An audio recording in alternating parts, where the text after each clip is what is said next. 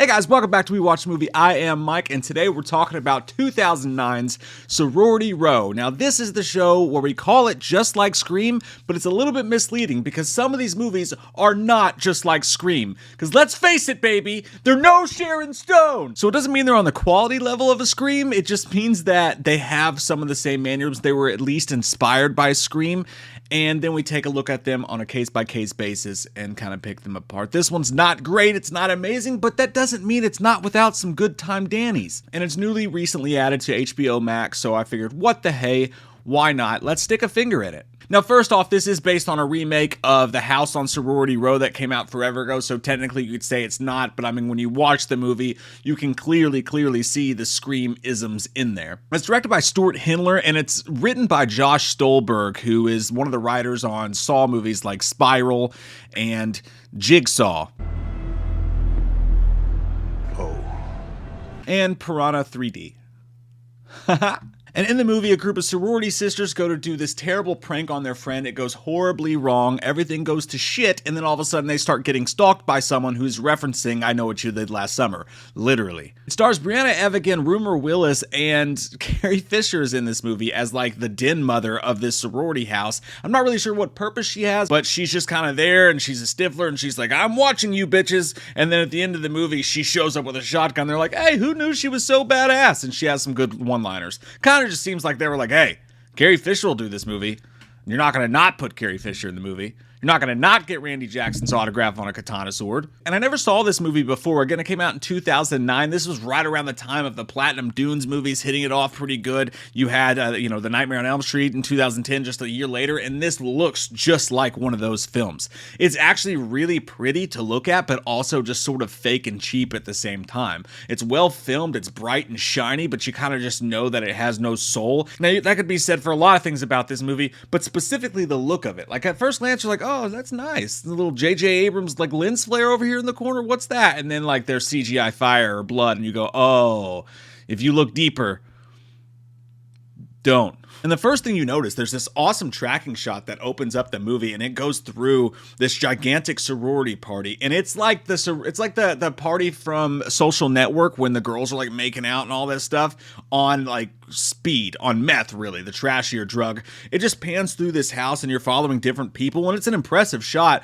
but it's just the most unrealistic sorority party in the history of the world. And this entire movie is this college experience is like the college experience for like the 1%ers. It's like, I went to college. Where? Coachella. Who out there writing this thinks that that's what college is like? Seriously. I once slept with a girl at her college dorm, right? And we couldn't in her room because, actual dorms are the size of like children's Nikes shoeboxes. So we go to the bathroom. But wait, first we had to stop by the vending machine and buy some unlubricated condoms because that's all they had in there. And while we're in the bathroom, I swear to God, I saw a Roach Motel. That is what the college experience is like. Not like this, Richard. Not like this. The acting from these girls as we're introduced to them is exactly how you would expect it to be. The more entertaining ones are the bitchy Mean Girls type ones for sure. And then you've got the one who's like, I'm not sure we should do this. And like, she's supposed to be the good-hearted one and she's the one that you follow. But at the same time, you're like, it's just boring because you're just as culpable as they are. These are your best friends. You're using them to get what you want just the same. Don't pull the wool over my face, lady. You're no saint. I saw what you did last summer. Literally. Once you're introduced to the girls, we kind of go to the first set piece of the movie, and it's actually off to a pretty damn good start. They're trying to play a prank on their friend by pretending that he roofied this girl, and then she starts like to cough up stuff and like fake vomits, and they pretend that she died from the roofie because he was going to roofie her and then film himself having sex with her for her friends, and they were going to watch it because that's just how fucked up the people in this movie are. And then she fake dies, and they're just trying to play a prank on him. So they're like, we're going to take him out to the middle of nowhere and dump her in this hole. And he's like, oh my God, what are we going to do? It was an accident. They're out there, and he's crying and freaking out, and they're like, hey, everybody go try to find some sharp rocks to dismember the body with. And I'm like, who the fuck wrote that line? How do you dismember a body with sharp rocks? What are you, Jared Leto on peyote? What the fuck? But anyways, they fan out to find the sharp rocks to pretend dismember this girl, and she's filming it on her phone pretending to be dead. Because again, it's all a prank. Maybe the meanest fucking prank in the history of YouTube, but whatever. And meanwhile, a huge shock happens. The guy who's freaking out and the prank's being played on and thinks he's killed this girl or taken part in it goes to get a tire iron because they said something dumb as fuck along the lines of, well, we have to cut her up because if not, the air in her lungs will make her float to the top, and we don't want her floating to the top, do we? So as they're looking for rocks and talking amongst themselves about butt stuff or whatever, he just goes and grabs the tire iron, runs over to her, and impales her in the fucking chest with it. And literally kills her. And they're all like, whoa, what the fuck? No! Oh, shit! What'd you do? And then he's like, well, I got the air out of her. What do you want? It's fine. I was like, oh my God, she wasn't fucking dead. And that's kind of the movie. And then they actually have to go through with this. And it was a really good opening. Like, I did not expect the movie to be that good in the opening. Yeah, you can see your players and your characters and you know what to expect. But that was actually shocking and kind of, just off-putting a little bit in a good way where you're like, oh, I did not see that coming. So then we fast forward and this guy in a cloak using a tire iron with like knives and shit on each 4 spigots is showing up. He's sending them texts like literally, I know what you did type of crap, and like sitting in the bloody jacket of the girl and all this stuff like that. And he's messing with them and he's killing them off one by one, and they got to figure out who it is. And that's Sorority Row. And it's a movie that really champions its shittiness, like its darkness, like in its characters, really fucked up characters. These girls, it kind of champions how they're like, oh yeah, I have sex with 7 dudes a day and I'm addicted to drugs and I have to fuck my therapist to get them kind of shit. And then it like will show a party and it's like, oh, isn't this cool? People are fucking in hot tubs and like this girl's puking and this guy's a piece of shit. And they like kind of like put this seasoning on it. Like, aren't you supposed to think that's cool? I'm like, I don't think I do, mate. I don't know why that was Australian. I just watched Wolf Creek last night. We'll get into that another day. Like, the movie's got those classic slasher tropes. There's a bunch of nudity, a bunch of stuff like that. There's one point where a girl's like, they're like, you know the rules. You got to drop your top and walk all the way back to your room. And she's like, if you wanted to see perfect tits, you could have just asked, and drops it and they just show her boobs and then she storms off. There's a bunch of stuff like that in the movie, which is like classic kind of old school slasher fare. And the humor sometimes works. Sometimes it's weird. Like the girl who has to fuck her therapist to get pills. I'm like, that's actually really sad. But then sometimes the mean humor of it all is actually really funny. Like when a character dies and everybody just makes jokes about it because they're all actually like very skin deep, terrible, awful people. And at some point they just start to own it and they're like, oh, well, fuck that bitch. She sucked anyways.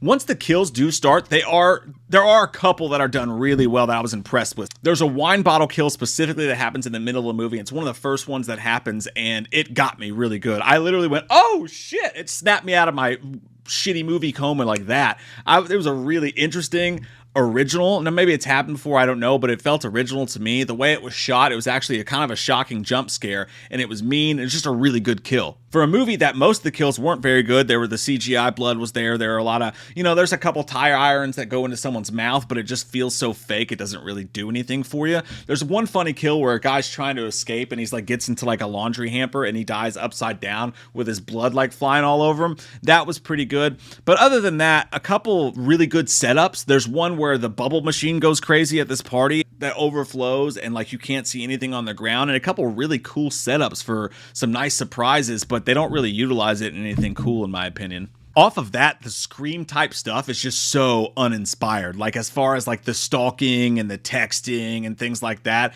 I mean, if you're going to go this far, might as well just have the dude call him on the phone and give him a Ghostface ripoff voice, because what they're doing here is just completely uninspired. There's nothing interesting about it. I could not give a shit less. I was like, let's find out, either kill someone or show me who the killer is. Let's go. Like, it's actually not a terrible setup. He's got that cloak on, and it is the graduation cloak, so that makes sense.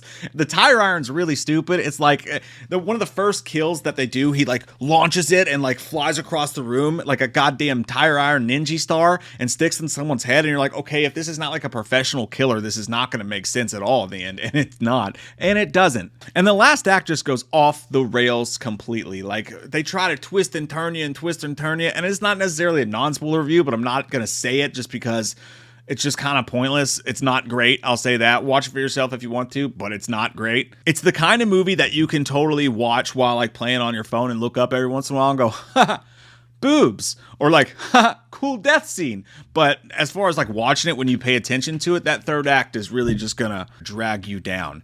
They just try to go through twist after twist and you don't really care, and there's a bunch of monologue and the whole house fills with sweet CGI fire, and the characters are standing around like with fire everywhere and the smoke isn't bothering them whatsoever. They just stand there and have conversations. It's so stupid. It's not even well thought out whatsoever. And ultimately, the killer reveal is really fucking dumb. Like, I guess it checks out for as you watch the movie. It's like, oh, I guess it's not this person. Oh, I guess it's not this person. Oh, maybe it's not them. They just died. But when it's finally revealed, like, it makes sense, but also it doesn't, because you're like, that person wouldn't have fucking done that. There's no way that person, for no reason at all, would have done this just to protect you. Like, why would they do that? Why would they do that? They wouldn't do that. I understand the motive, and the motive said to me, and it checks out on paper, but when you see the character, how they act, how they are as a person, them explaining why they did it, you're like, no, you didn't. No, you didn't. No, you fucking didn't.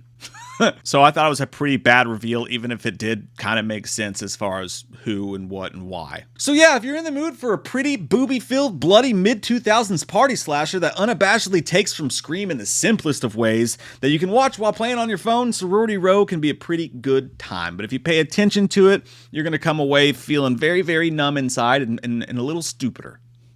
Kind of like watching this show, probably. I give Sorority Row a 5.5 out of 10 when it washes away from my soul. After I loofah my soul out from it for a little bit, I'm going to go back and watch the original House on Sorority Row. But what did you guys think of Sorority Row? And also, please comment down below, what like Scream movies would you like to see be a part of this series next? I love your fucking faces, and I hope you guys have an amazing day. Halloween never ends, suck my fucking dick, and I don't really care what Blumhouse fucking says. Put him in a box, or suck a fucking cock. You can say he's dead, but we all know he's not, yeah. So let's go trick-or-treating, let's go fucking drinking. Let's all go rent Pumpkinhead on VHS. Cause Halloween never ends, Halloween never ends, Halloween never ends, yeah.